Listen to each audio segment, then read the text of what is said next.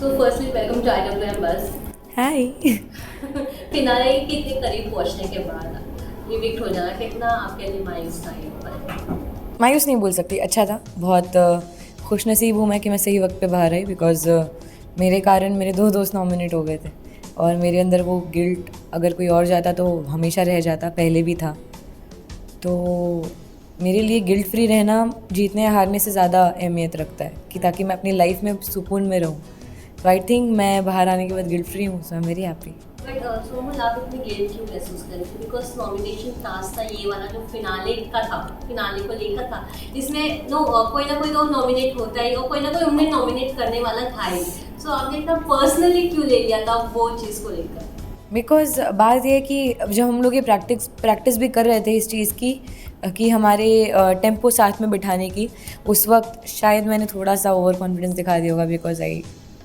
Because I know that I am very good with my brain, I do have brain.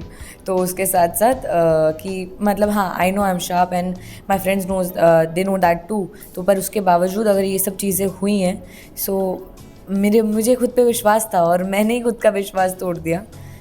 It's just that कि अगर 9 से थोड़ा भी ऊपर होता तो भी चलता था, लेकिन कहाँ 9 किधर 17। सो उससे ऑफकोर्स मैं उसको पर्सनली लूँगी, बहुत बड़ी बेइज्जती थी मेरी, तो ठीक है। तो काफ़ी समझाने के बाद निमृत ने काफ़ी अच्छी तरह से आपको समझाया, लेकिन शिव और स्टैंड इस बात को लेकर काफ़ी ही नाराज थे आपसे कि आप इतनी रूठी क्यों थी? मैं रूठी नहीं थी। इस पे क्या कहना चाहेंगे? और ये बात को लेकर उन्होंने बिग बॉस से भी डिस्कस की। I know. मैं गिल्ट में थी तब भी, मैं फेस नहीं कर पा रही थी, सच्ची बोलूँ तो मैं छुप रही थी, साइलेंट मोड में चली गई थी, बिकॉज मुझे नहीं समझ आ रहा था कि मैं अपनी सफाई में भी क्या बोल सकती हूँ। I couldn't say anything, I couldn't speak. और मुझे नहीं पता था कि मैं उनसे क्या बात करूँगी जिनको मैंने इतना हर्ट किया है। तो वो गिल्ट में मैं बात नहीं कर पा रही थी। ऐसा कुछ नहीं था कि मैं रूठी हुई थी, मुझे कोई हक भी नहीं था रूठने का। टास्क की बात कर जाए तो सभी चाहते थे कि आप वो टास्क करें, तो जो लास्ट टास्क था वो आप टास्क करें, लेकिन आपको ही उसमें से निकाल दिया गया था। निकाल दिया गया नहीं, आई थिंक मैंने उसके लिए फ़ाइट भी नहीं की थी ना। मैंने बोला था कि मुझे जाना है, मैंने बोला था कि हाँ मेरा मन है, पर उसके साथ साथ उसके एक दिन पहले नॉमिनेशंस हुए तो मैंने ऑलरेडी एक बार उनको प्रॉब्लम दे दी थी। तो अगर टास्क में अगर दोबारा कुछ होता और मुझसे अगर गलती हो जाती, गलती से भी चूक हो जाती, तो वो बहुत गलत हो जाता दोबारा से कि एक बार हर्ट किया फिर दोबारा भी हर्ट किया। तो मैं उस पॉइंट पे मैं पीछे ही हट गई कि कोई और गलत करे तो भी ठीक है, पर मेरे हाथों अभी कुछ और बिगड़ना नहीं चाहिए। मैं थोड़ा सेफ जोन में आ गई थी कि मैं अभी दूर ठीक हूँ। मेरा ये नज़रिया था उस वक्त, ये नहीं कि मुझे किसी ने निकाल दिया, मैं खुद नहीं चाह रही थी। कई बार शिव और अंशी आपसे काफ़ी ही अलग बिहेव करते हुए नजर भी आए हैं कई बार, और वो हमेशा ये भी कहते थे कि आप निमृत के साथ जाओगे और निमृत के साथ चुगली करोगे, जो भी अंशी और शिव बोल रहे हैं। हमेशा वो भले ही वो स्मॉल डॉग रूम हाउस में बैठे हुए बातें हो या कोई भी, तो इसके क्या कहना चाहेंगे? आई थिंक वो लोग अपसेट हो सकते हैं कई बार, जितने भी जैसे भी रिश्ते हों, चाहे वो दोस्ती हो प्यार हो, हर जगह आई थिंक झगड़ा भी होता है, अनबन भी होती है, रूठना मनाना भी चलता है, और डिफरेंस ऑफ ओपिनियंस तो ऑफकोर्स होंगे ही हर जगह।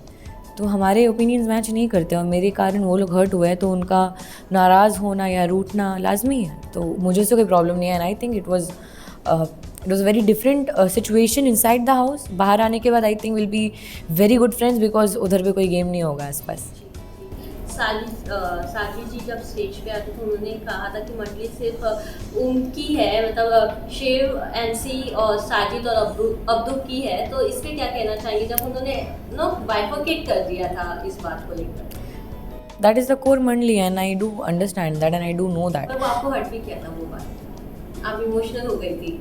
रियली मुझे याद भी नहीं है कब बोला था, सच्ची बोलूँ तो। हाँ, उस मोमेंट पे ज़रा सा लगा होगा, मतलब हीट ऑफ द मोमेंट और मे बी समथिंग एल्स, कि उस मोमेंट में मुझे हर्ट हुआ हो।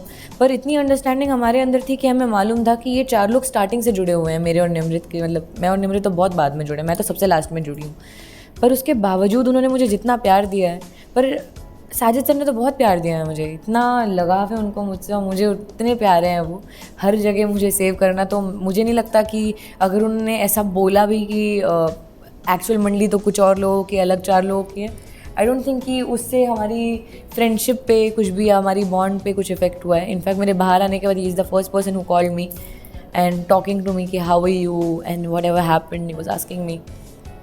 तो आई डोंट थिंक सो कि मेरे साथ ऐसा मुझे ऐसा कुछ भी फील नहीं हुआ। It's okay. आपने जैसे ही कहा कि साजिद जी सबसे ज़्यादा प्यार किया है, पर नो ऑडियंस को तो हमेशा ऐसा लगता था कि साजिद जी ऐसे कंटेस्टेंट थे जो हमेशा आपको बुली करते हुए नजर आते थे। बुली ना बहुत स्ट्रॉन्ग शब्द है, लोग ऐसे ही यूज़ कर लेते हैं। बुली, डिप्रेशन, ये बहुत स्ट्रॉन्ग शब्द होते हैं। नफ़रत भी बहुत स्ट्रॉन्ग शब्द है। इतना मतलब, और दोस्ती और प्यार तो सबसे ज़्यादा ये दो शब्द बदनाम हुए हैं उस घर के अंदर। कोई भी यूज़ कर लेता है, मतलब इतने स्ट्रॉन्ग शब्द है, मायना जानते नहीं है इस्तेमाल कर लेते हैं। वो चीज़ से मुझे प्रॉब्लम है। इट्स जस्ट दैट कि मेरी और साजिद, जैसे कि मैं और मेरे पापा हैं, मुझे अच्छे से याद है जब मैं छोटी थी और मुझे चोट लगती थी, मेरे पापा कभी ऐसे भागते हुए परेशान होकर नहीं आते थे। ही इज़ ऑलवेज लाइक कि ठीक है ना, खून तो नहीं निकला ना, हाँ चोट नहीं लगी, bye. It is not because कि he doesn't care about me, of course he is a parent and he cares about me, पर उसके साथ साथ ही नोज़ कि वो बच्चे को स्ट्रॉन्ग कैसे बनाए। अगर वो तब के तब रिएक्ट कर दें तो शायद मैं उतनी नाजुक हो जाऊंगी, मैं छोटी छोटी चीज़ों पे रिएक्ट करने लग जाऊंगी। सेम साजिद सर ने घर के अंदर मुझे ऐसी ऐसी सिचुएशंस दी जहाँ पे मुझे दिमाग दौड़ाना पड़ा, जहाँ पे मैं कई बार इफ़ेक्ट हुई और कई बार नहीं हुई। कई बार मैंने हंसी मजाक में लिया, कई बार मैंने सीरियसली लिया, पर जितना मैं साजिद सर को जानती हूँ ये सब मुझे मेंटली स्ट्रॉन्ग बनाने के लिए था। Yes, अगर बात किया जाए यहाँ पे कई सारे ऐसे वर्ड यूज़ हुए हैं जो कि यूज़ किए नहीं जाने चाहिए, जैसे कि कैरेक्टर एसोसिएशन। ये वर्ड ज़्यादा टीना ने यूज़ किया है, क्या कहना चाहिए इसको? कुछ भी नहीं कहना चाहूँगी एक्चुअली। मुझे लगता है कि यार मेरा खुद का कैरेक्टर असैसिनेशन इतना ज़्यादा हुआ है, मैं क्या बोलूँ। स्टार्टिंग में सबसे ज़्यादा मेरा ही हुआ है, इतनी तो धज्जियाँ किसी की नहीं उड़ी हैं। ठीक है, मैं कुछ नहीं कहना चाहूँगी उनके बारे में, वो बस कुछ ज़्यादा ही बोल रही हैं। खैर ठीक है।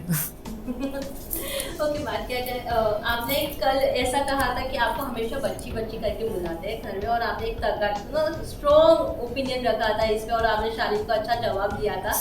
काश ये चीज़ आप पहले करते तो बाकी लोग जो आपको बच्ची बच्ची करके बुलाते थे वो ना बुलाते। बच्ची बुलाने में मुझे कोई तकलीफ़ नहीं है, बच्ची बुलाओ, लेकिन शब्दों से ज़्यादा ना आपका तरीका मैटर करता है कि आप कैसे बुला रहे हो। मेरे जितने दोस्त हैं वो मुझे कभी बच्ची नहीं बुलाते थे, पर अगर प्यार से वो मुझे बेटा बोलते थे। शिव मुझे सोनिया बोलता था ऐसे प्यार से, पर मुझे कभी वो बुरा नहीं लगा। क्यों नहीं लगा? क्योंकि उनके बोलने का तरीका अलग था, वो जेन्युइन लव था उनकी तरफ से, एक वो जो उसका भाई वाला प्यार था उसकी तरफ से, वो फील होता था। लेकिन अगर आप किसी का मजाक उड़ाने के लिए उसको बच्चा बुला रहे हो, मुझे उस चीज़ से प्रॉब्लम है। मैं मानती हूँ I am the youngest one, but that doesn't mean कि मेरे कोई ओपिनियंस नहीं है। So I stand by my answer, is just that. You feel कि आपकी दोस्ती टीना और शालिन के साथ होगी पोस्ट बिग बॉस?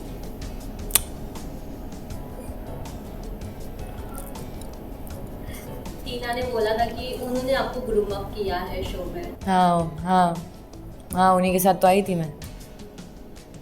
अगर उन्होंने इतना ग्रूम अप किया है और वो इतनी ज़्यादा मतलब इतना सब जानती हैं, तो फिर वो मुझसे पहले कैसे इविक्ट हो गई? सोचने वाली बात है। तो ऐसे कुछ भी ना बोल दे बिना सोचे समझे, लोग सब सुनते हैं। शालिन हमेशा कहते हुए आए कि वो आपको एक अपनी छोटी बहन, एक बच्चे की तरह प्यार करते हुए नजर आए। वो शालिन ने बाद में कहना चालू किया जब चीज़ें गलत हो गई। मैंने जितने बार शालिन को भैया बुलाया उन्होंने मुझे मना किया, simple as that. Just to clarify, nothing else. Okay, तो सुमुल अंकल ने कैसे रिएक्ट किया जब आपको उन्होंने बिग बॉस के घर के बाहर देखा? कैसे उन्होंने रिएक्ट किया? बिकॉज वो सबसे ज़्यादा नो रिएक्ट करते हैं। उन्होंने कई बार आपके लिए क्लैरिफिकेशंस भी दिए हैं। बहुत खुश पापा, क्योंकि पापा को भी लगता है कि क्योंकि पापा मुझे जानते हैं, मेरे लिए गिल्ट फ्री होना कितना इंपॉर्टेंट था। And he understands that, my sister understands that, even though she is 15, वो भी ये चीज़ समझ रही है। सो आई थिंक कि बस और क्या चाहिए, वो समझ रहे हैं कि मैं सही वक्त पे बाहर आ गई, और क्या चाहिए, मजा नहीं लाइफ। अंकल का सपना भी पूरा हो गया। हाँ, और 5 हफ्ते सोचे 18 हफ्ते रह के आई मैं, बढ़िया है। Thank you so much. हो सकता है। Thank you so much.